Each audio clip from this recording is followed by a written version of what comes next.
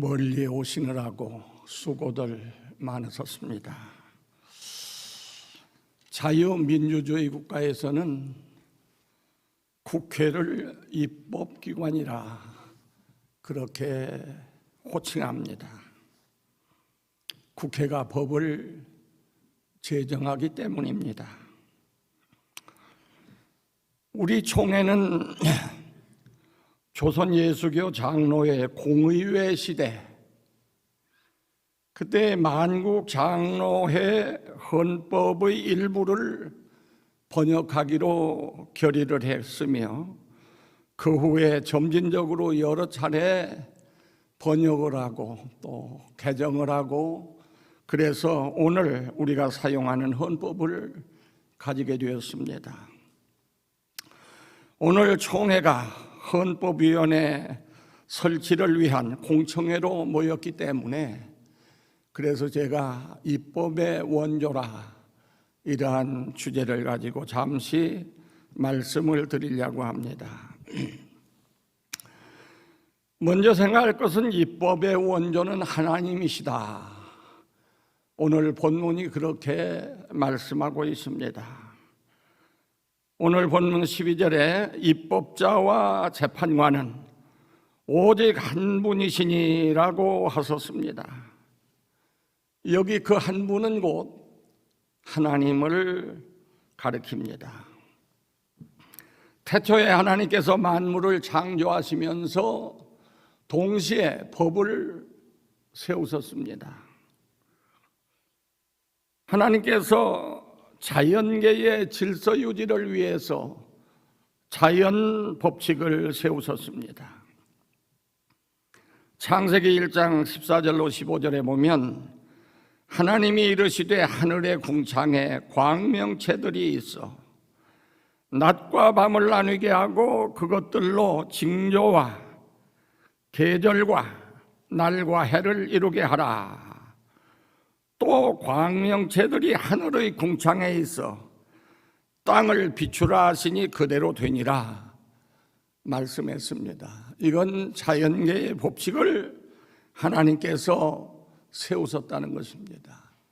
그 법칙대로 창조이 오늘날까지 자연계는 운행되고 있습니다. 그 다음에 하나님께서는 하나님과 인간과의 관계를 유지하기 위해서 법을 세우셨습니다.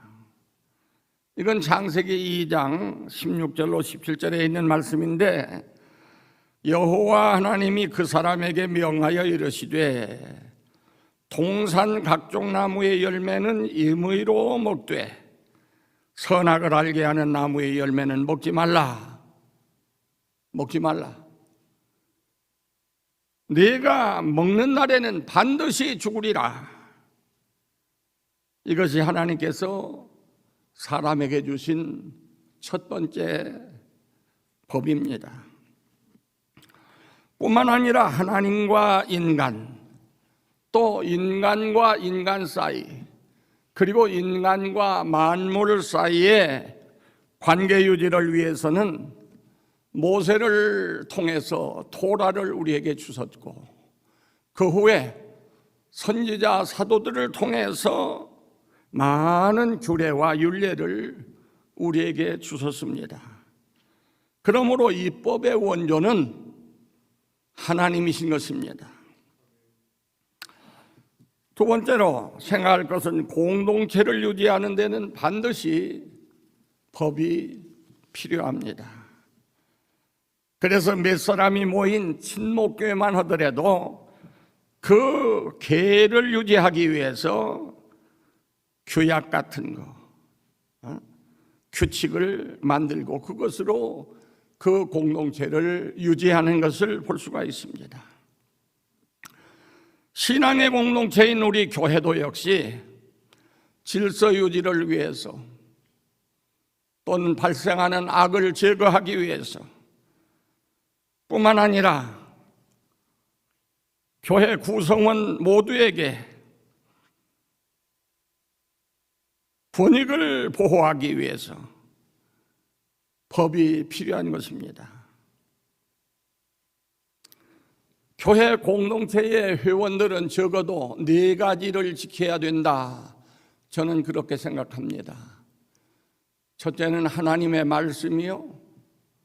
그 다음에는 차위법으로 헌법이요. 그 다음에는 규정이요. 그 다음에는 그 회가 결정한 결의. 이 4가지는 반드시 우리가 지켜야 된다. 이렇게 생각하는 사람이었습니다. 그러나 이 4가지 우리가 지켜야 할 규범이 권위가 동등하지는 않습니다. 제일 하위법이 하위 규정인 이 결의는 규정을 능가할 수 없고, 규정은 헌법을 능가할 수 없고, 헌법이라 할지라도 성경을 능가할 수가 없습니다. 그래서 첫째가 성경이요, 2번째가 헌법이요, 3번째가 규정이요, 마지막이 결의입니다.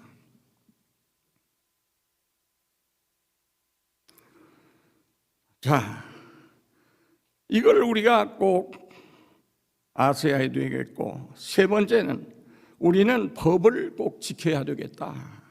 지켜야 된다. 평교인 개인이나 성직자나 각 시의회가 법을 꼭 지켜야 됩니다. 법을 지키지 않는 것이 불법이요, 불법을 성경은 죄라고 합니다. 그리고 죄의 값은 사망이라고 합니다. 이걸 별로 마음속에 품고 사는 사람이 많지 않은 것처럼 보여집니다. 예수님께서 십자가에 달려 돌아가셨습니다.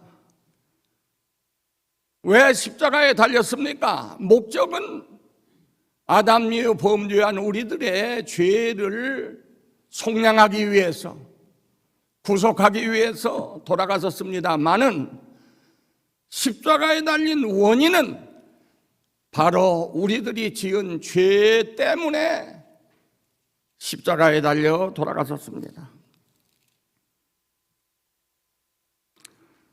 그렇기 때문에 이사야는 분명히 말합니다. 이사야 53장 5절, 그가 찔림은 우리의 허물을 인하며 그가 상함은 우리의 죄악을 인함이라. 먹는 날에는 죽으리라 말씀한 그대로 예수님은 십자가에 달려 돌아가셨는데 바로 죄 때문에, 우리의 죄 때문에 돌아가신 것입니다. 말세가 되면 분명히 불법이 성하리라고 성경은 말씀하고 있습니다. 요즘 지교회나 요즘 이 노회들, 그리고 우리 총회가 돌아가는 모습을 바라볼 때 예수님께서 예언하신 그대로 불법이 너무 성합니다.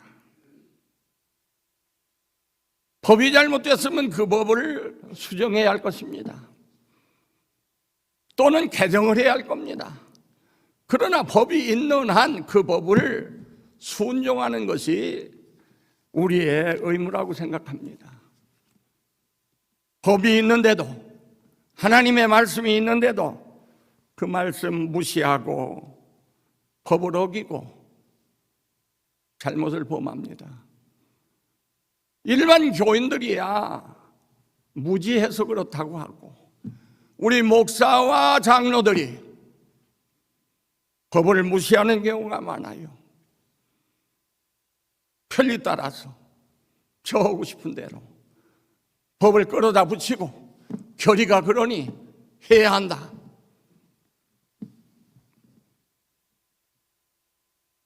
법을 어기면 죽습니다. 법을 어기면 매를 맞습니다.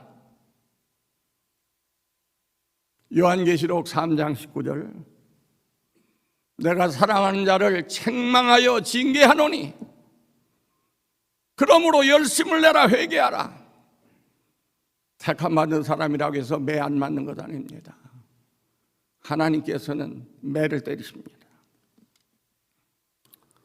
먹지 말라 먹는 날에는 반드시 죽으리라 하신 그 법대로 범죄한 아담의 덕분에 우리 모두가 다 죽게 된 거예요. 제사장 두 사람이 하나님 앞에 제사 지내러 들어갔다가 즉사한 일이 있어요. 레위기 2장 1절 이하입니다. 아론 대제사장의 아들 두 사람 나답과 아비후가 하나님의 성전에 분향하기 위해서 들어갔습니다. 그런데 직사했어요. 왜 직사했습니까? 다른 불로 분향하다가 직사한 것입니다. 하나님이 정해주신 그 불로 분향을 한 것이 아니라 자유주의가 거기 들어왔어요. 그래서 어느 불이면 어떠냐, 향만 살라지면 되지. 그래서 다른 불을 가져다가 분향하는데 하나님께서 놓아두시지 않고 씻었습니다.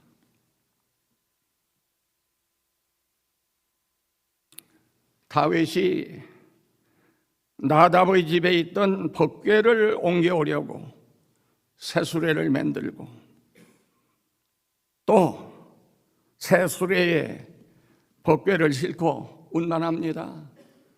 나곤의 타작마당에 이르렀을 때 무엇에 충격을 받았는지 소가 뛰자 법궤가 그만 뒤뚱하면서 gun두박질할 처지에 이르렀어요. 뒤따라가던 우사가 덥석 그걸 방지하기 위해서 법궤를 잡았습니다. 그런데 하나님께서 그 자리에서 치심으로 직사했다. 성경은 그렇게 말하고 있습니다. 법궤는 어떤 일이 있어도 절대로 손으로 만지면 안 됩니다. 민수기 4장 15절에 있는 말씀이요. 그리고 법궤는 반드시 출애굽기 25장 14절에 보면 어깨로 채로 끼어서 어깨로 매도록 되어 있습니다. 그리고 민수기 10장 21절에 보면 고아 자손이 매도록 되어 있어요. 아무나 가서 운반할 수가 없어요. 새수레보다 더한 금수레에 실어도 그건 하나님의 법대로 된 게 아니에요.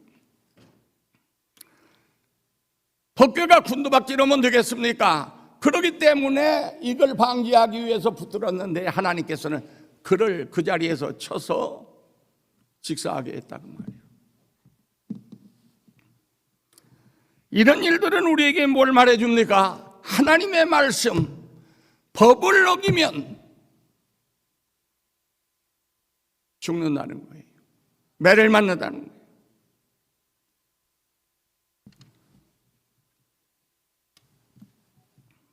마태복음 7장 21절 이하에 예수님 말씀하십니다. 나더러 주여 주여 하는 자마다 다 천국에 들어갈 것이 아니요 다만 하늘에 계신 내 아버지의 뜻대로 행하는 자라야 들어가리라. 그날에 많은 사람이 나더러 이르되 주여 주여 우리가 주의 이름으로 선지자 노릇하며 주의 이름으로 귀신을 쫓아내며 주의 이름으로 많은 권능을 행치 아니하였나이까 하리니 그때에 내가 그들에게 밝히 말하되 내가 너희를 도무지 알지 못하니 불법을 행하는 자들아 내게서 떠나가라 하리라. 여기 이 말 한 사람들 보면은 선지자 노릇도 하고 능력도 행하고 귀신도 쫓아내고 저 일반 평신도 이제 믿기 시작한 사람이 아닌 것 같아요. 적어도 목사, 장로 정도 되는 것 같아. 그런데 이 불법을 행하는 자들아 나를 떠나가라고 하십니다. 여기 불법이란 말은 원어의 아노미아라고 하는 말인데 법을 무시한다. 그리고 법을 밟아버린다. 법을 지키지 않는다 이런 뜻입니다. 요즘 사람들 잘못하려고 할 때 자, 성경이 그렇지 않느냐. 성경은 그렇지만 밟아버려요. 무시해버려요. 그리고 저오고 싶은 대로 해. 초신자는 그렇게 안 해요. 오래 묵은 교인들, 중직자들 총회 가보면은 목사라고 하는 사람들이 이럴 때가 많아요. 기독교 교육의 목적이 뭡니까? 설교하는 목적이 무엇입니까? 그건 하나님의 말씀대로 행하도록 살게 하기 위함입니다. 신명기 4장 5절에 보면 내가 나의 하나님 여호와의 명하신 대로 규례와 법도를 너희에게 가르쳤으니 이는 너희가 들어가서 기업으로 차지할 땅에서 그대로 행하게 하려 합니다. 왜 이걸 가르쳤느냐? 너희가 들어갈 땅에서 그대로 행하게 하려 합니다. 설교의 목적도 기독교 교육의 목적도 하나님의 말씀을 그대로 행하게 하기 위해서 설교도 하고 교육도 하는 것입니다. 예수님은 산상수훈 결론에서 천국은 아버지의 뜻대로 행하는 자가 들어간다라고 하셨습니다. 오늘 우리는 우리나라의 정치 현실과 사회를 바라보면서 탄식을 많이 합니다. 예수님 말씀대로 권력자들은 낙타는 걸러내고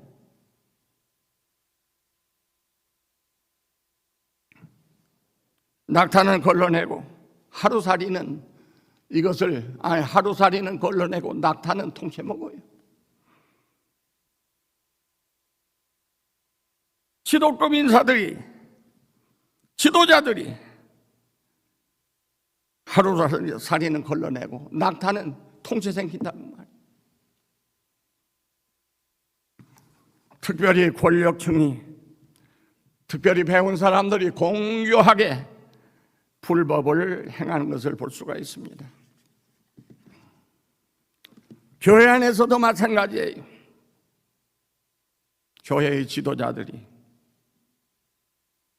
정치 이론에 밀려서 또는 이해관계에 끌려서 우왕좌왕하는 모습을 바라볼 때 참 보기 흉하고 참으로 추합니다.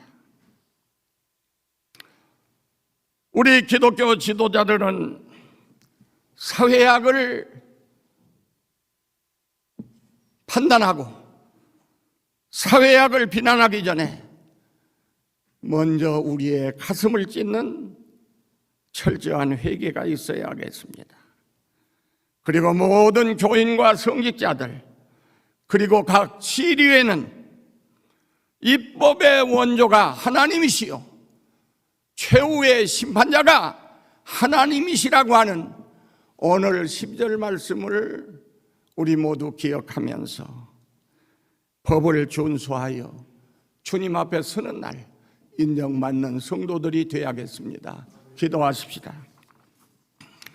자비하신 주님, 오늘 이렇게 귀한 종들이 모인 자리에서 입법의 원조는 하나님이시요 최후의 심판자도 하나님이시라고 하는 것을 증거했습니다.